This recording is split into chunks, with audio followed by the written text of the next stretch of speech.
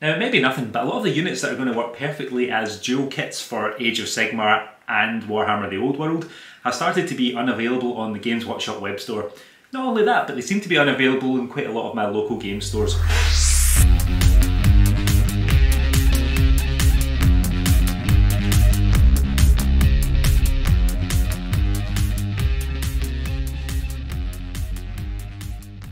Now, a huge number of the boxes that are out of stock on the Games Workshop web store and in my local game stores are ones where all that would be needed is some square bases and they would be perfect dual kits for Age of Sigmar and Warhammer the Old World.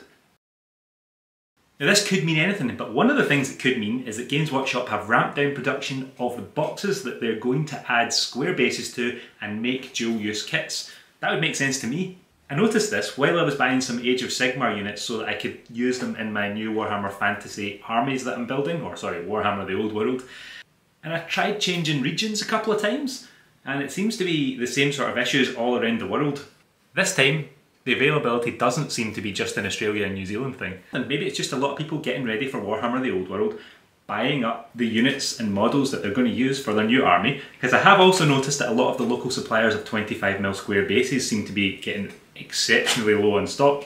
And one key thing that I noticed is one of the kits that traditionally had two sets of bases in it, and that's the Demon Troop units, Bloodletters and Slaaneshi Demons, are properly discontinued, not just out of stock. These guys are gone. So why do you think Games Workshop are out of stock or have discontinued some of the perfect dual use kits for Age of Sigmar and Warhammer the Old World? Comment down below and let me know. So if we're lucky, this could point to a relatively imminent Warhammer the Old World release, perhaps for Christmas this year, after the 40k hype has died down a little bit. And most of the other options are pretty good too. Perhaps people are building armies for Warhammer the Old World because they're excited about the new game. That's another positive. I think that there's not really too much negative about this unless it happens to be the Games Workshop have used up all their manufacturing capacity on 30k and 40k and they've just kind of ignored the fantasy models.